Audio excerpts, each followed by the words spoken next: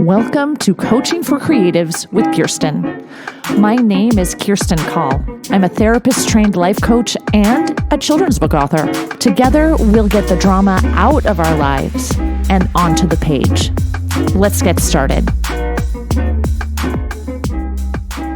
You are listening to Episode 9, 9 Questions for Creating Connection.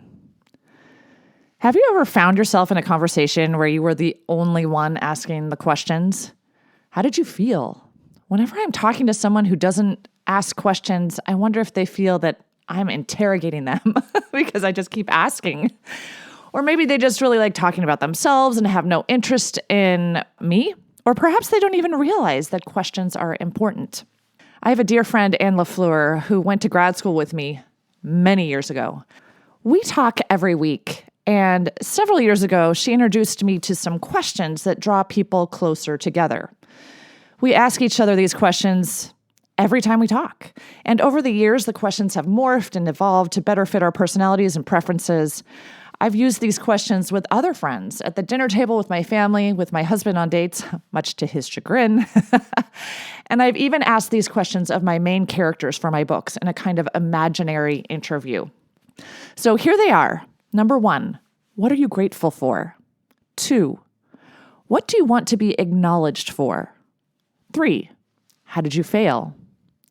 4, what are you frustrated about?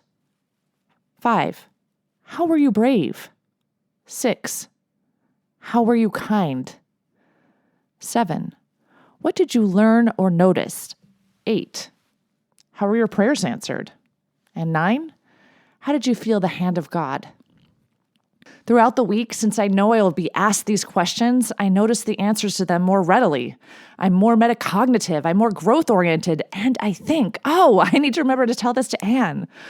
Over the years, I've noticed my answers to these questions have changed as I have changed, and definitely Anne and I have learned more about each other at a deeper level than we ever would have without asking each other these questions.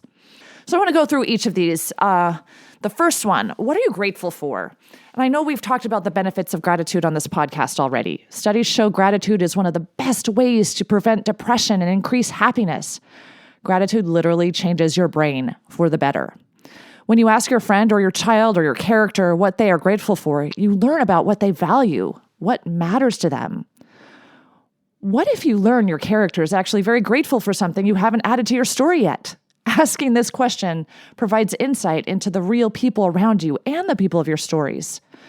Answering this question for yourself might also surprise you. The more you think about what you're grateful for, the stronger that neural pathway is, and the more things you become grateful for. It's a never-ending, beautiful cycle. All right, number 2, what do you want to be acknowledged for?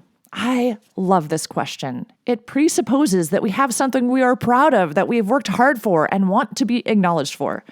It also gives us the opportunity to voice a feeling and get acknowledged for something we may never be acknowledged for otherwise.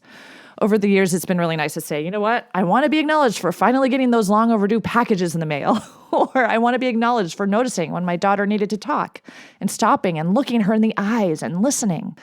Ask the characters in your manuscripts this question. What does your character want to be acknowledged for? How will this change the way you write about your character? Does this inform your plot?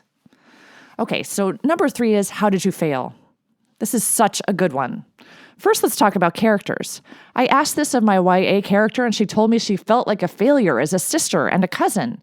This gave my writing much more depth as I tried to understand why that was. When I first started thinking about this question for myself, I had so many failures to choose from and report. I felt like much of my life was failure after failure after failure. Perhaps I lost patience with my kids, or I had been short with my husband, or gotten actual rejections in the mail from publishers and agents. Or maybe I forgot to take one of the kids to the dentist. That's something that started happening once I had Sammy. Once I had all 5 kids, it was like all of a sudden I couldn't keep it all together. Recently, I've had a really hard time even thinking of failures because my brain is so trained to think of failure as a part of success. For example, this week, I yelled at my kids for whining when I asked them to take out the trash. Even though I had asked them umpteen times over a period of half an hour, it still felt like a failure to lose my patience by the end of that half an hour. But afterwards, I had the opportunity to apologize for yelling and ended up having a really wonderful conversation with one of my teens. One I wouldn't have had if I had been perfectly cheerful and wonderful as I asked her to bring the garbage up the driveway for the garbage truck. So that failure led to a success. After years of thought work and thinking about my brain, this question, how did you fail, is actually almost irrelevant. I don't see my failures as failures anymore. I see them as stepping stones or bridges or beautiful kaleidoscopes to success. Okay, number 4 is, what are you frustrated about? Just voicing frustrations can be so cathartic, especially when you know the other person is listening not to fix it, but just to understand you and how your brain works. Knowing what our family members, friends, and of course characters too are frustrated about helps us feel compassion and feel even more connected. Number 5 is, how were you brave? I love asking this question. I don't think people realize how brave they really are. Depending on your circumstances, it's really brave to just get out of bed in the morning. What makes your character brave? What makes you brave? Usually my self-proclaimed bravery includes having a difficult conversation, doing a book event, reaching outside my comfort zone. For some reason, everyone at my house hates making phone calls. It's brave for people in the Call household to make a phone call. Except for my youngest. He surprised me recently when he just picked up the phone and called the parent of one of his friends.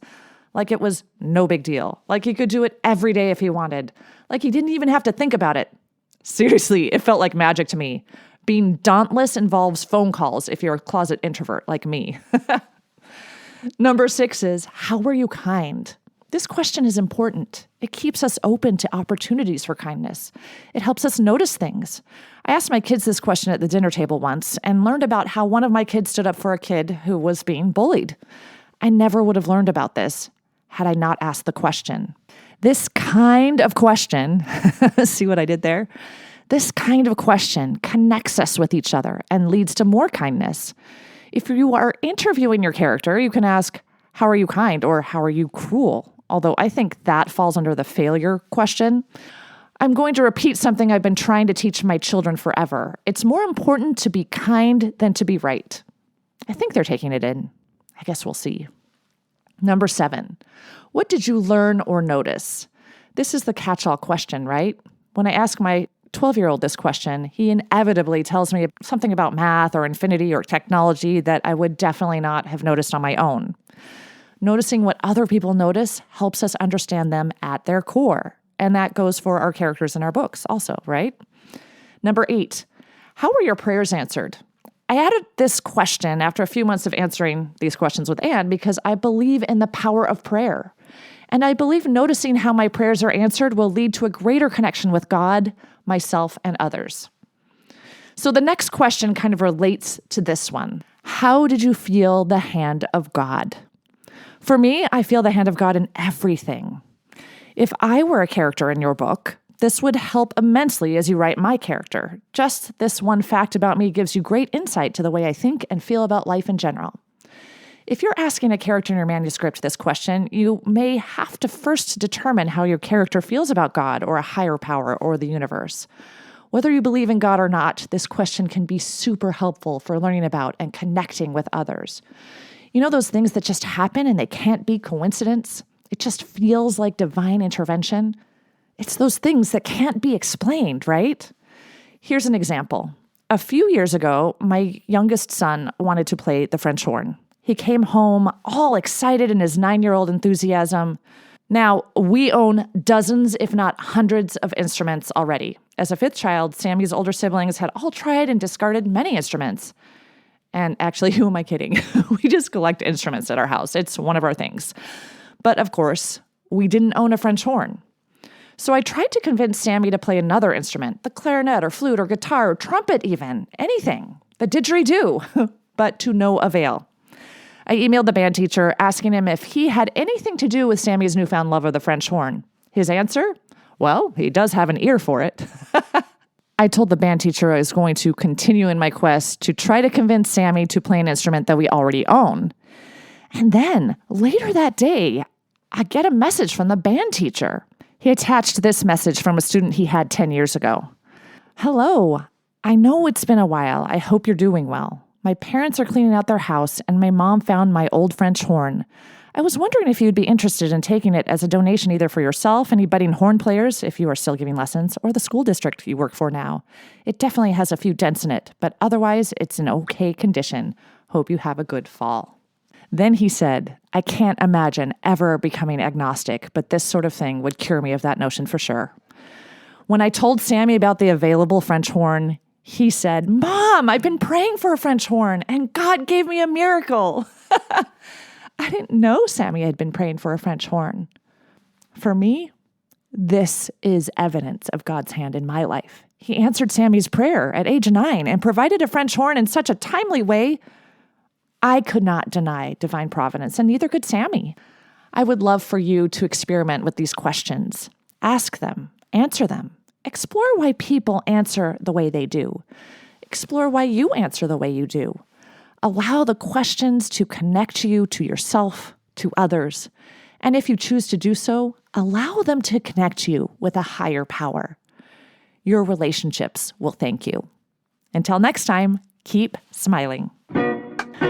If you like what you've heard, check out my Get Yourself Unstuck program. Go to KirstenCall.com. That's KirstineCall.com and schedule a free consultation today. Coaching for Creatives is produced by Kirsten Call. Music and audio engineering by James Call.